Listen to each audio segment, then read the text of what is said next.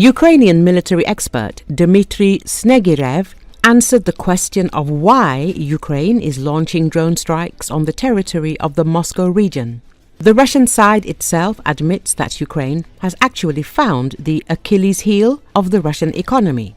The point is that regardless of whether the drone hit the final target, the carpet plan is announced, that is, the aviation space is closed.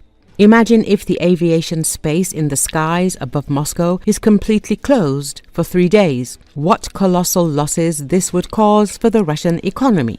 I would like to emphasize once again, regardless of the final result of the UAV attack, this is first and foremost a blow to the Russian economy, given that air transportation on the scale of the occupying country is a rather serious sector of the Russian economy. Secondly, this has enormous economic, political and, more importantly, informational significance. The military expert said. Dmitry Snegirev also noted another important nuance. The Russians already understand that their air defense system is imperfect. Moreover, it is not capable of withstanding external challenges.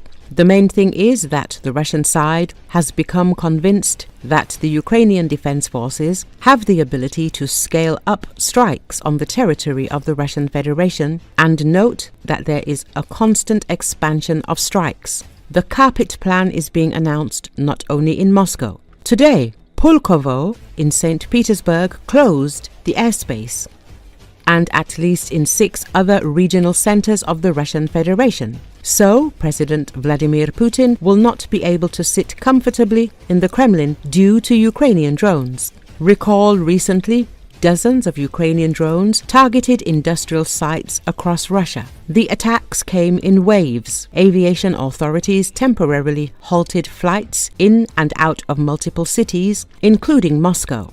Moscow Mayor Sergei Sobyanin said at least 10 drones were downed near the capital. No casualties were reported in the strikes near Moscow or in other regions. In the Republic of Tatarstan, air defenses were reportedly activated near Yelabuga. The town is home to the Alabuga industrial zone, where a major drone supplier for the Russian military is located. The Alabuga industrial zone last came under Ukrainian drone attack in April 2024. In the Ivanovo region, around 800 kilometers from the border, local officials said drones damaged facilities in an unspecified industrial zone early Monday.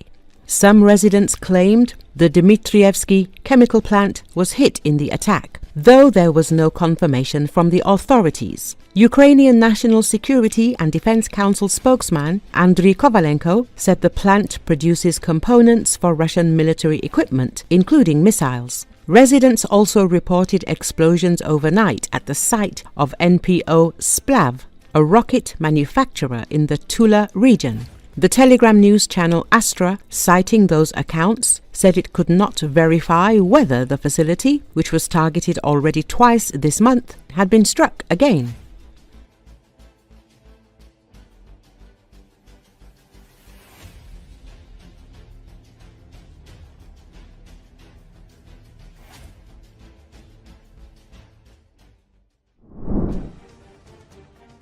Any illegal intervention against Iran will be responded to with determination and force. This was stated in a statement by the General Staff of the Iranian Armed Forces.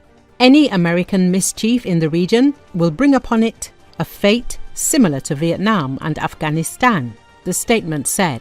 The General Staff of the Iranian Army has called US President Donald Trump shameless and a liar.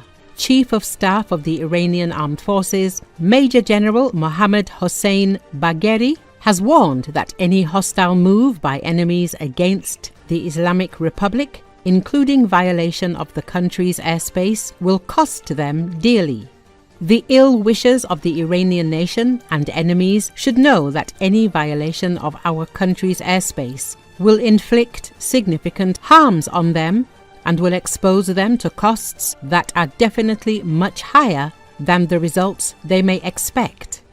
Iran's highest-ranking military commander stated, Iranian officials say the Islamic Republic will not hesitate to strengthen its military capabilities, including its missile power, which is entirely meant for defense. Iran will take special measures to protect its nuclear facilities. The United States will be legally responsible in the event of an Israeli attack on Iranian nuclear facilities. This was stated by Foreign Minister Abbas Araghchi after CNN reported that Israel may be preparing strikes against Iran. The Iranian regime has threatened special measures if Israel attacks its nuclear facilities. The Iranian Foreign Ministry warned Israel against any adventurism on the part of the country's government. This was mentioned in the comments of the country's Foreign Minister Abbas Araghchi. Iran also warned that it would consider the United States as a participant in the event of the implementation of plans recently reported by CNN. Citing intelligence sources, CNN reported on Tuesday that it was unclear whether Israel had made a final decision on military action and that US officials disagreed on whether the Israelis would eventually decide to attack. In a letter to the United Nations Secretary-General Antonio Guterres, the caveat is effectively set out. Iran strongly warns against any adventures by the Zionist regime of Israel and will respond decisively to any threat or illegal actions by this regime, informs Reuters. Abbas Araghchi, the head of the Iranian Foreign Ministry, said that his country would consider Washington as a participant in any such attack.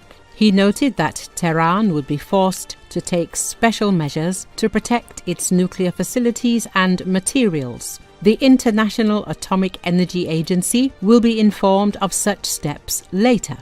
Araghchi did not specify what measures were being considered, but an advisor to Iran's supreme leader said in April that Tehran could suspend cooperation with the IAEA or transfer enriched material to safe and undisclosed locations. Israel is preparing for a possible strike on Iran's nuclear infrastructure if current talks between the US and Tehran fail. The Iranian parliament has strongly defended the state's nuclear program, emphasizing that the level of uranium enrichment will be determined by the country's internal needs and not by external agreements. US President Donald Trump spoke with Israeli Prime Minister Benjamin Netanyahu on Thursday. The two leaders discussed the murder of two employees of the Israeli embassy in Washington.